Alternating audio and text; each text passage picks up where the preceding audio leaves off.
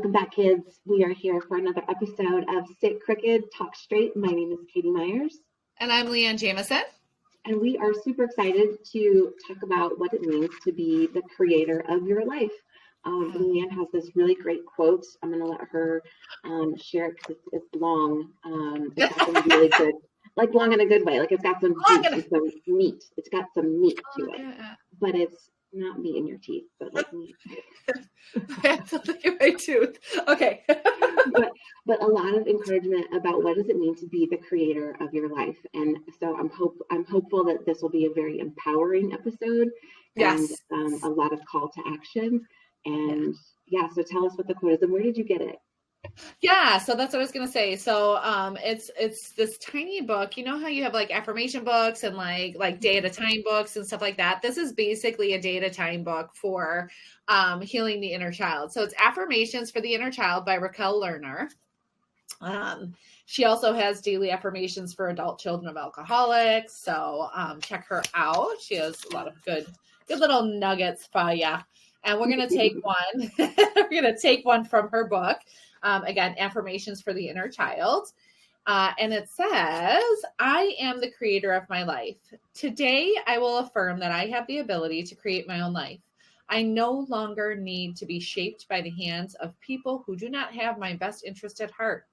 I no longer need to be merely the product of my dysfunctional upbringing. My inner my inner child. And I would add in I, right? Because that is your inner child, but I at this moment too, my inner child deserves better than that. All about deserving. I am the clay and I am the sculptor. I can add a piece here, take away some there. I can build up areas that are weak, thin out areas that are dense and impenetrable. I can create an inner structure that allows me to be freestanding. The possibilities are endless. I will never be finished creating myself. I am always in a state of becoming. With faith in my process and trust in my higher power, I am creating a new me.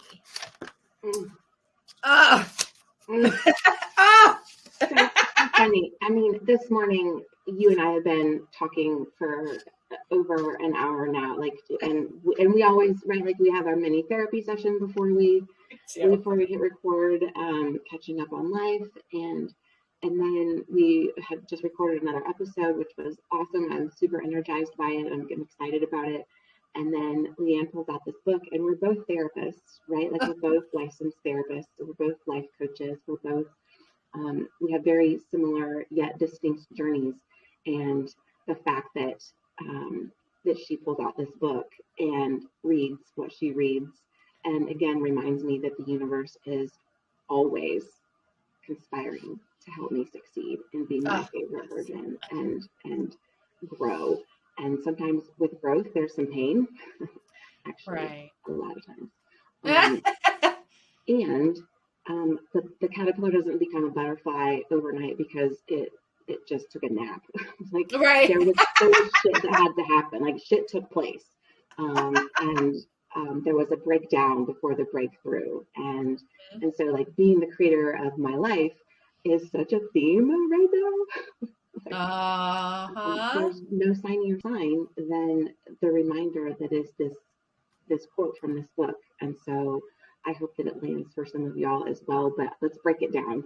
Let's break it apart because there were some pretty powerful statements in there about being the molder, being like the builder, but also the clay, but being able to make the decisions and not letting other people define us. And like, right. If that doesn't just scream everything that life is right now, I don't know what does. Well, and being able to even identify, right? Because so many times we do get stuck in this like helpless state. And, and there's, again, it's like that trust in the process too, where, and for some reason, us human beings have to go through a shit ton of suffering before we're finally like, you know what? I'm fucking sick of this. I'm tired of doing this. I'm tired of living this way. And taking responsibility. And a lot of people shun away from taking that responsibility. And I encourage you not to be one of them. And typically, I am going to say this is, our listeners typically are not those people, right? They do want a solution, and they want to, and again, everybody in their own time and their own steps, take those steps to taking the responsibility, because there's a lot that goes along with that too, of just like, well, if I take responsibility, I'm taking responsibility for all of how I have been responding. And what usually keeps us from that is this whole like, well, if I accept that this, like that I was hurt or something like that by my mother, that means that she was right and I was wrong, right? We get caught in the pride. Of, exactly, the ego of it. So when we take responsibility of being the creator of our life, we truly are letting go of ego. That's how I see it anyways. It's a challenge, right? Like it's a direct challenge to what we've been taught for most of our lives, right? But I want to go back to the point that you were making as far as like the responsibility. If I'm responsible for the good, I'm also responsible for the not good. Yeah. And when I take ownership of, oh wait, I play a part in this, I play a part in my healing, but I also play a part in my suffering. Yeah. I have to come to terms. I have to face myself in the mirror and be honest with myself about, okay, you are culpable. You are, yep. And we're not pointing fingers or placing blame. We're just taking ownership of what is real and what is not. Yeah. And what's real is that if I am stuck in a cycle of self-pity, I have made some decisions to be in that cycle of self-pity. In order to get out of it, I have to acknowledge my part. I have to. There's no other way. And then that's where like the ego and the pride has to go away, where it's kind of like, okay, I'm human, I make mistakes, this is part of my journey, everything's for the better good, I can take this in stride and not beat myself up and not have judgment, but rather have that compassion and curiosity that allows me to heal. Mm-hmm. Because nobody, I will stand firm on this, I pray that somebody challenges me on this, nobody has achieved greatness or has achieved dreams and aspirations by beating themselves up or telling themselves that they are pieces of shit. Mm-hmm. We do not achieve through things that we are inspired by, things that are fueled by inspiration. Now, you might achieve something big and you were hard on yourself, right? Like that absolutely can be true. But I would argue that you were not coming from a place of inspiration. Mm-hmm. You were coming from a place of public condemnation. Well, and threatening of like who you are, and so like desperation. Right. Well, and that's not even long lasting, right? That only alleviates for a moment where it's just like, oh, I have done this and blah, blah, blah. And that has been the, like, when I think about air quotes, like the old way of doing things is like, get your fucking ass up, let's do this, blah, blah, blah. Like, and I listen, sometimes I listen to those like inspirational talks or motivational speeches from like men, and like sometimes I can like grasp onto, I have this like inner conflict that happens, right? Where I'm just like, I hear what you're saying and like, ooh, that was fucked up. Like, right? So being able to move from like this inspiration of what my life could possibly be, right? She talks about the endless possibilities. And that is a longer lasting joy, a longer lasting confidence. And you know, you're not walking around like hurting so much or suffering so much. It doesn't mean that you don't have the dedication, right, to continue to do the things that you need to do in order to be the, you know, your favorite version, the highest vision of yourself. Mm-hmm. So there's commitment, there's dedication. There's also a lot of like the number one thing, and this is where I come from, just from an energetic space too, mm-hmm. of like, before we make a move, is it coming from inspiration? Mm-hmm. Like, is it coming from that place? Because when we move from that space, then there's a strong foundation. When we're not moving from it, the foundation can crumble at any moment. Right. And when I mean a strong foundation, I mean, like, yes, we move from inspiration and maybe our plans don't work out exactly the way they're meant to be. We know that we move from inspiration, so that doesn't crumble our foundation to be like, fuck, I'm like a piece of shit and this isn't going to work. It's just like, okay, well, that's an interesting plot twist that I didn't fucking see coming on. Having the compassion to just be like, all right, plot twist, let's pivot, instead of you're a piece of shit, you're a failure. Right. That's where I used to come from. If it didn't go exactly as I planned, if I had like these lofty goals or these ambitions and then it didn't pan out, then it was all or nothing, very black and white, very rigid of, well, then you're a fucking failure. And then it was the like mean girl would come out, get up, get off your ass. You're a piece of shit. It just really, and it might, like you said, I love that you bring in the reality that it might bring about some brief change, but it does not bring about lasting change. Right. And that's what we are striving for. That's our mission, should I say, our goal. I'm inspired by helping people have lasting change. Yes. Yes. Anybody can go on a diet for a day. Anybody can train for something for a month. Anybody can do X for a short period of time. But I'm more interested in helping people find the long-term, lasting, on a cellular level. Yes. Yes. And that will never come from being harsh. Right. Or externally blaming. Like that's not going to change anything. Again, it's like, and you see it. Let me back up, because I'm like, it's not going to change anything. It will create maybe like because what I'm thinking is just like, right, when we're blaming the government for something that we feel like is wrong, when we feel, right, I'm thinking about that like organizational, like when we come together and we're like, this is wrong, that will last for a little bit, but what lasts longer, right, is the movement and the love and the compassion of unity together. Not out of anger. Anger is it can be like the fire that stokes it, right? And what makes it lasting is I'm thinking of, oh my gosh, like all the elements are running through my mind in Chinese medicine. Love is the air. A fire can't continue without air, without oxygen. Yes. So like the love is the air. Fire is great, but it won't sustain itself. Yes. It needs wood. It needs to be, it needs that structure around it of the forward movement, but also the creativity behind it. The water, that's the water. I mean, like I can get it. I won't get into Chinese medicine now, but let's look at it from just like, again, I really want you to think about all of the times that you have moved out of anger, out of frustration, right? Like, because we were talking about that of like, for some reason, we have to suffer so much that we finally decide we're going to take responsibility.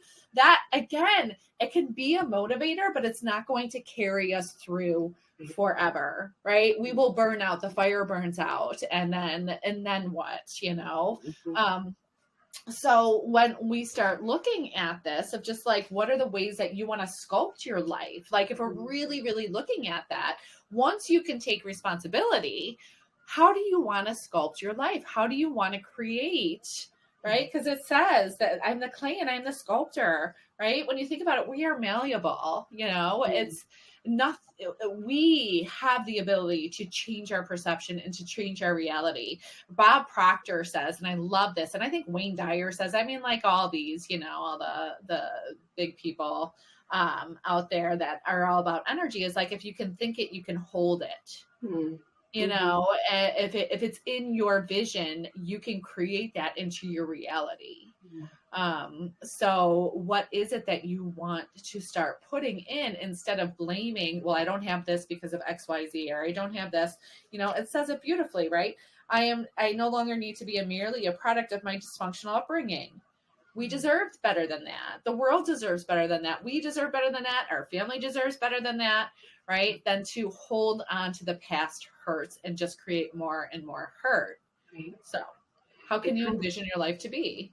It kind of goes along the lines of what we hear a lot in therapy, right? Like it is not your fault for the things that happened to you as a child.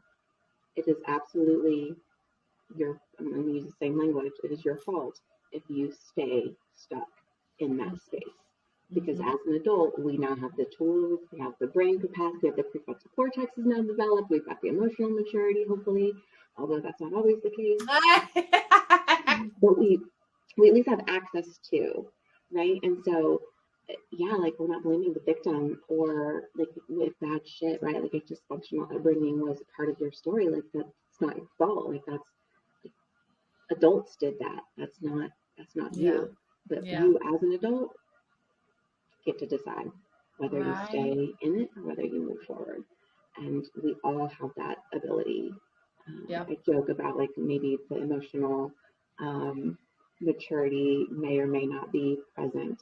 And I do think, right, like again, when we have access, it's no longer acceptable just to say, I'm just not going to grow in that way.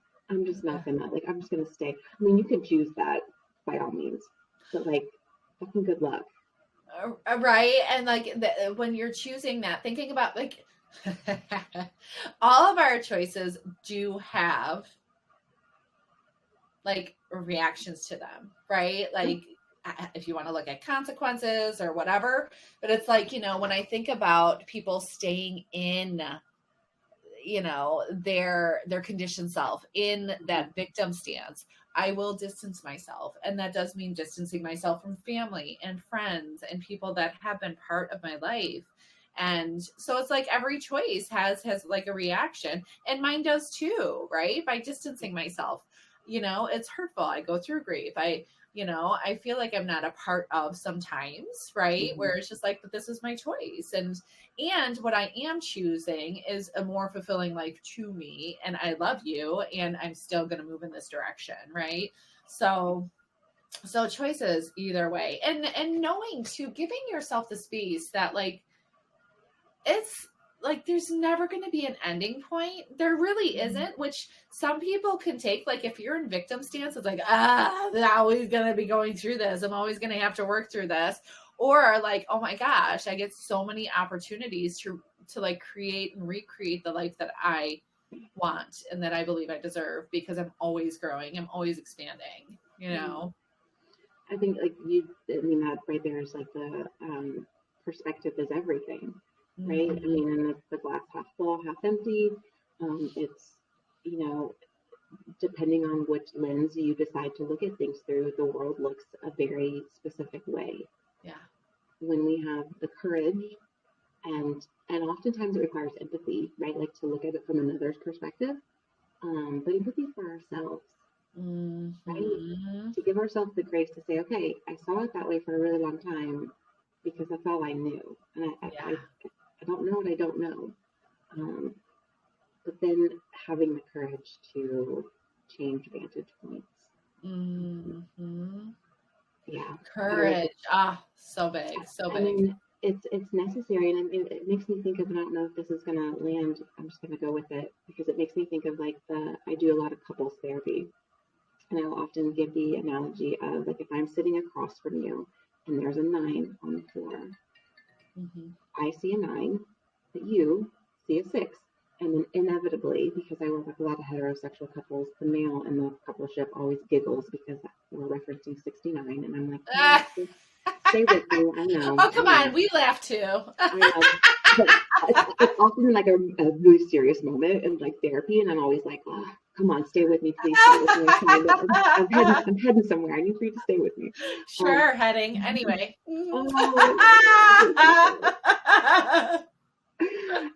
But we have to remember that just because I see something and it looks a certain way from where I stand does not mean that's the only way that it looks. Yeah. Like in the 6 and the 9, like if you see the 9 and I see the 6, who's wrong? Right. Yeah, both of you are actually right. Both of us are. Who's being, or maybe both of you could be wrong, you know? Who's being like jerk? Who's digging in and being stubborn? Right. Yeah. We're all seeing things from the vantage point, and so kind of coming back full circle to the like, we are the creator of our lives. You can look at the clay that you've been given And you can look at it through the lens of like, oh, well, that's all I have to work with. Fuck. Yeah, right. I'm fucking SOL. That's not maybe where you would like to start from. Like you would like to start from a different pile of clay, but it is what it is.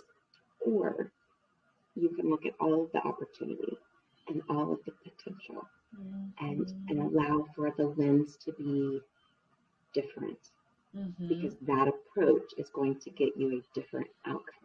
Yes. We can't come up with this beautiful vase or this beautiful cup or bowl. I'm trying to think of like what I would make in pottery class, right? Like this, this beautiful creation. It all still comes from this lump of clay. But if I have a bad attitude and I have low energy and I am comparing myself and I am in victim mode, my vase is going to be lumpy and misshapen and maybe not hold anything because there's might be cracks in it because I didn't take the love and the care. I didn't see the potential. I didn't see the possibilities. And so you are shaping your proverbial pottery. You are the pottery. You are the clay. And like you get to decide. And so if it doesn't look like it the way you want it to look, then start over. Well, and she even says this, it's like you can shave off parts, you can add parts, right? There's always that, like, we're malleable. So, in pottery, sticking with that, you have fucking water right next to you usually when you're roll in and bringing it and reshaping and remolding, and you look at it and you're like, you know what, there's something missing there, and you have the opportunities to do it as we go along. This is the beauty of it, and this is why I always say our healing and our growth are parallel processes. We're healing, we're growing, we're healing, we're growing, we're healing, we're growing. That we don't just fucking stop. We don't stop in the healing. We never stop in the growing. We're constantly moving, just like the wheel of a pottery, a pottery wheel. So, yes. So being able to look at that, there's also, and I'll end on like this book. I love, love, love The Luck Factor. And this book, I can remember who actually wrote it. That it talks all about where did it go? It talks all about the about pessimism and optimism and perception, and it's so good as far as just like the perception. Why can I not find it? What's it called again? The Luck Factor. There it is. Richard Wiseman. Yeah.